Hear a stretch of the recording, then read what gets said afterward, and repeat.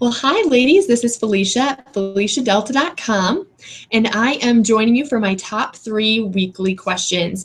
These are the questions I receive via email. I run down them as quickly as I can, which isn't always that quick, but we're going to try tonight.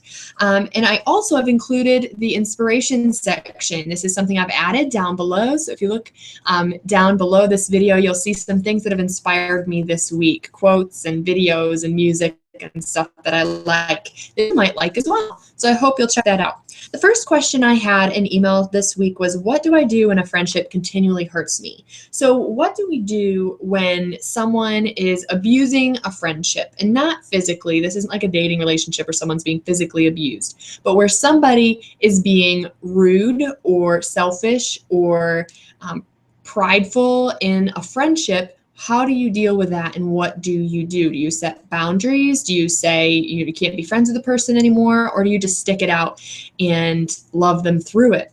I thought of Proverbs 13:20 when I was first thinking over this question. And it says, "He who walks with the wise becomes wise, but a companion of fools suffers harm."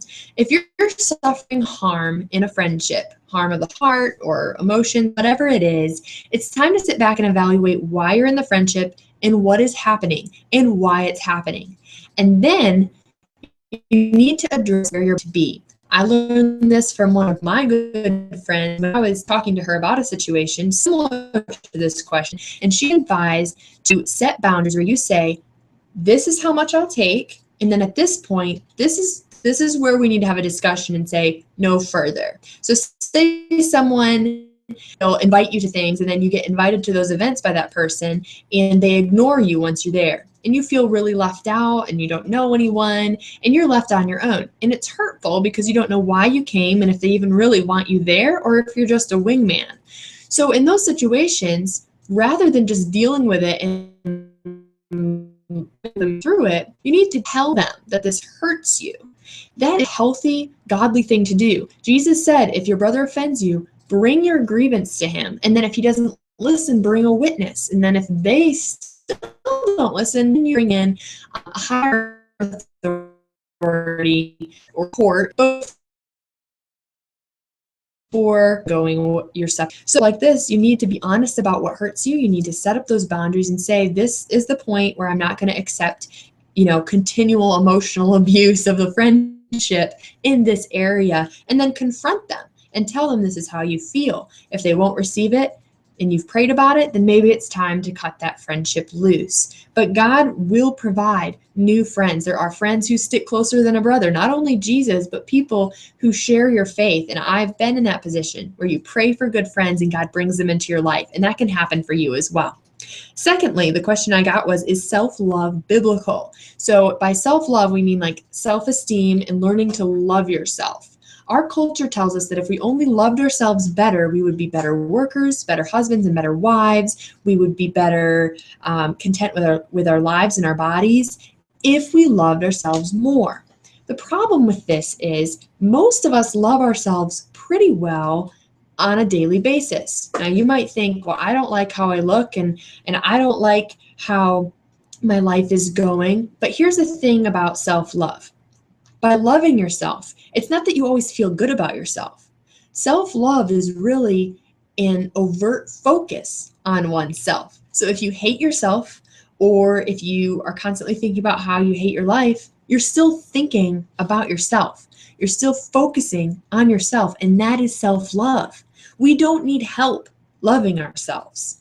What we need help with is being secure in ourselves and having confidence in ourselves and accepting where we are in life. And you will not get that by loving yourself more.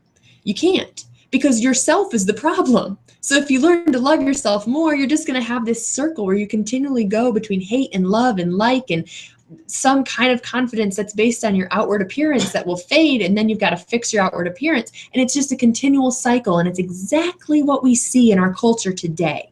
Instead, we need to learn to love the way God loves, and God loves us. Who do you think is a better example for how to love ourselves appropriately? Would it be us loving ourselves more and focusing on ourselves more? Or would it be the one who loves us more than anyone and in the entire world? It would be our Creator.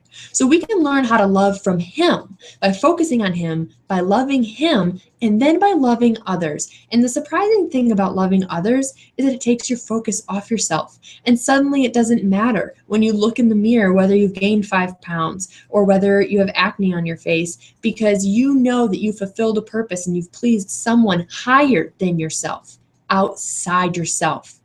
And that is the cure to that kind of self-love. And that's why people who truly love God have an inner confidence that beats all self-esteem, because they don't need to have an esteem of themselves to know their worth. They esteem God who has given them their worth. I hope that makes sense. And the last question is, how can my boyfriend lead me when we're just dating? The first thing I want to note on this is that if you're dating, your boyfriend is not your leader, the head of you. He is not your husband. He is not your boss. Okay? So when people take issue with submission, biblical submission, they usually take it out of context and say that men are to rule over women in every context. And that's what we see in cultures such as Muslim culture and in Middle Eastern culture, where a lot of times the men rule over the women, regardless of marriage. They are prioritized over women. That's not the Christian faith. That's not biblical. Men and women are equal, but only in marriage are there specific roles outlined by Paul, and we're not going to talk about that right now.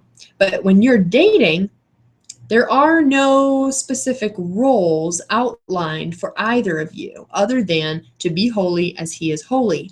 So when you're asking if your boyfriend can lead you, it is a little bit of a different context. So what I would say instead is, how can your boyfriend set an example for you, and how can you set an example for your boyfriend?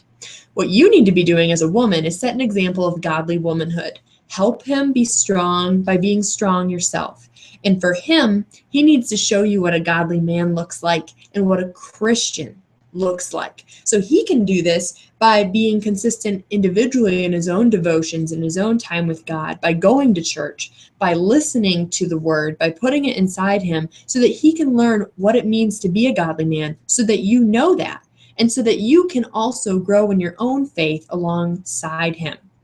So it's not a matter of him saying, this is what you should do with your money. You guys don't share accounts yet, so that doesn't matter. Or this is what we're going to do. He can definitely take initiative, and you can support that and encourage that, but he is not your leader when you are dating.